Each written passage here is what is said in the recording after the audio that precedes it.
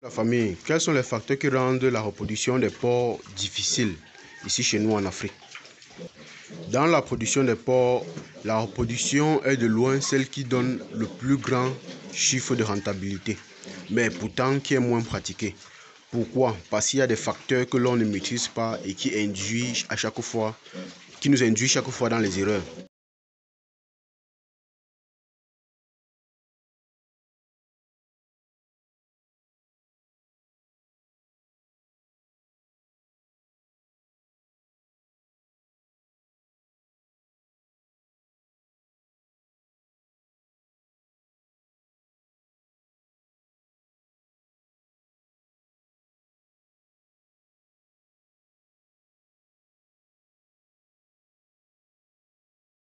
Moi, c'est Sime Alex Clovis, jeune entrepreneur agropastoral, éleveur de porcs et de lapins. Sur cette chaîne, nous vous parlons d'élevage, d'agriculture et d'agrobusiness. Nous vous parlons de la vente.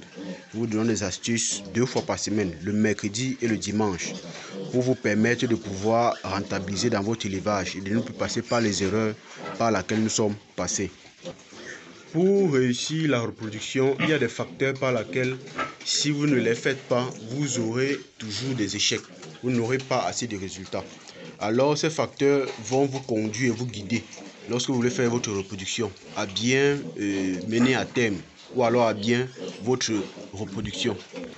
Alors, dans cette vidéo, je vous partage 6 facteurs qui vont vous permettre de pouvoir améliorer grandement votre reproduction et vous permettre par là de savoir les étapes à suivre ou alors l'ensemble des facteurs qu'il faut suivre pour pouvoir vraiment réussir dans votre reproduction porcine.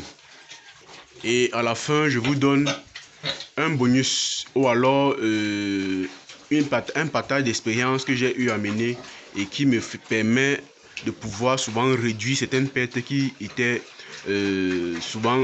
avant pour moi toujours évident, mais que maintenant je parviens déjà à pallier à ce problème par le dur labeur et par l'expérience sur le terrain. Comme premier facteur pour pouvoir mener à bien notre reproduction, tout commence d'abord par la gestion des truies avant les croisements. Parce que lorsque vous voulez faire la reproduction, il y a un système d'alimentation, il y a un ensemble de choses ou alors un ensemble de suivi que vous devez faire à la truie pour la permettre d'être en bonne condition pour la reproduction. Et ça ne sert à rien de pouvoir faire la reproduction et ne pas mener à bien ce premier point. Et après avoir bien suivi les porcs avant de les faire accoupler, il y a le suivi de la gestation. Lorsque vous avez croisé déjà vos truies, pendant la gestation, il est très important de bien les suivre, de leur donner des vermifuges et des vitamines, et des fer tous les mois. Parce que c'est ça qui va permettre que la femelle soit en bonne condition et de valoriser mieux les aliments qu'elle consomme. Et de faire une bonne alimentation en gestation qui va la permettre de répondre à ses besoins de croissance et de croissance des porcelets qui sont dans son ventre. Alors la famille, si vous ne faites pas déjà une bonne gestation, même à la mise bas, vous pourrez avoir des échecs.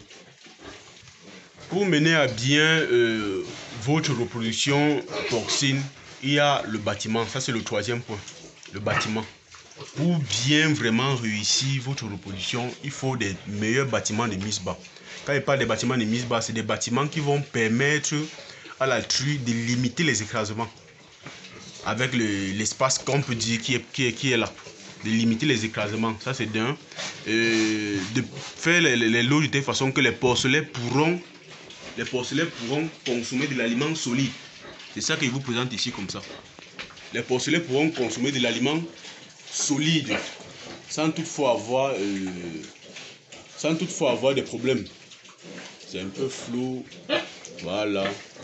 Donc les porcelets peuvent aller là, consommer leur aliment tranquillement et ça leur permet de grandir très rapidement. En quatrième point, il y a les soins apportés à la truie et au porcelet à la mise bas. Généralement, les éleveurs font de la reproduction mais ne savent pas bien les suivre et ça entraîne généralement des pertes énormes. Alors que la production porcine, la reproduction est de loin celle qui donne le plus de bénéfices, mais qui est la moins pratiquée, parce qu'elle n'est pas maîtrisée. Donc, pour bien réussir votre élevage de porc, il faut d'abord bien maîtriser la reproduction, parce que c'est de là que partent tous les bénéfices. C'est de là que part toute votre rentabilité.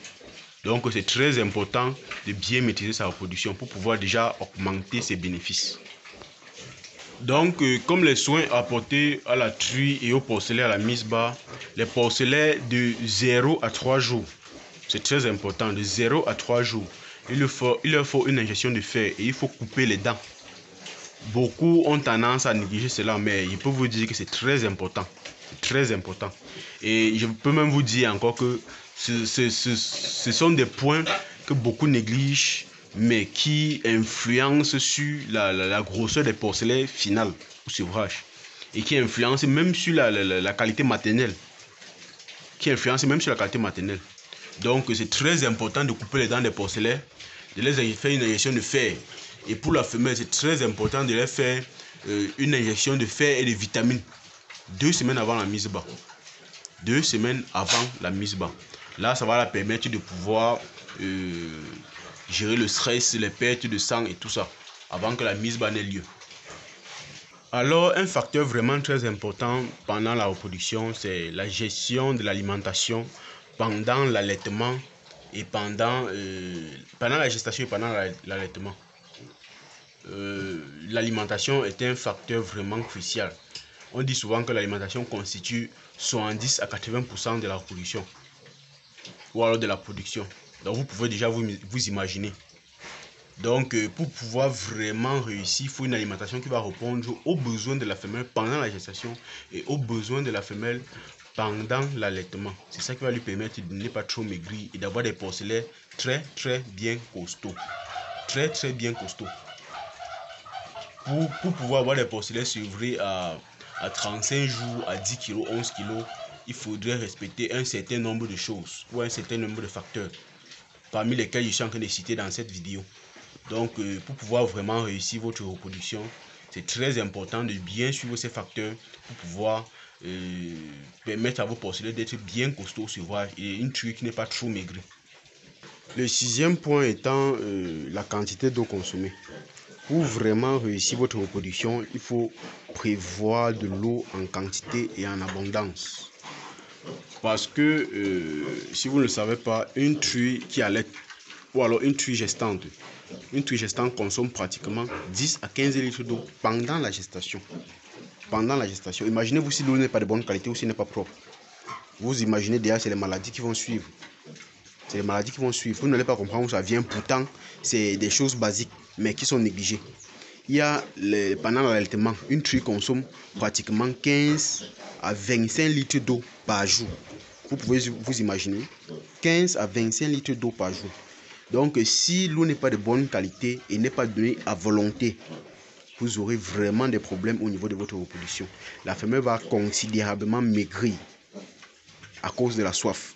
Et les porcelets ne vont pas non plus grandir parce qu'il n'y a pas suffisamment de lait pour les alimenter. Donc, c'est très important de donner suffisamment d'eau à vos animaux. Suffisamment. Donc, à volonté, pour ne pas dire suffisamment, à volonté. Donc, c'est la femelle qui doit laisser l'eau. Et pour vraiment réussir, comme vous pouvez voir même ici, sur chaque loge, il y a un endroit où les porcelets peuvent aller consommer directement de l'aliment qui les a été disposé. Comme vous pouvez voir là en bas, c'est une mangeoire que j'ai disposée là. Les porcelets peuvent juste entrer là et aller consommer l'alimentation solide qui a été disposée. Et là, ça va leur permettre de grandir 2 fois plus, surtout déjà à partir de 14 jours. Ils le consomment et ils grandissent aisément. Vous n'avez pas besoin de faire une loge, une seconde loge pour pouvoir réussir vraiment ça. Ça, c'est juste à un angle de 90 degrés de la loge que j'ai mis juste un barrage qui a une hauteur où la truie ne peut pas traverser. Et en bas, j'ai laissé un vide où les porcelets peuvent traverser par le bas et aller de l'autre côté consommer l'aliment solide que j'ai disposé. Et là, les porcelets peuvent grandir aisément. Alors la famille, si cette vidéo vous a plu, likez, abonnez-vous et partagez massivement. pour permettre à plus d'un d'en bénéficier. A plus. J'attends vos commentaires. Dites-nous ce que vous en pensez dans les commentaires.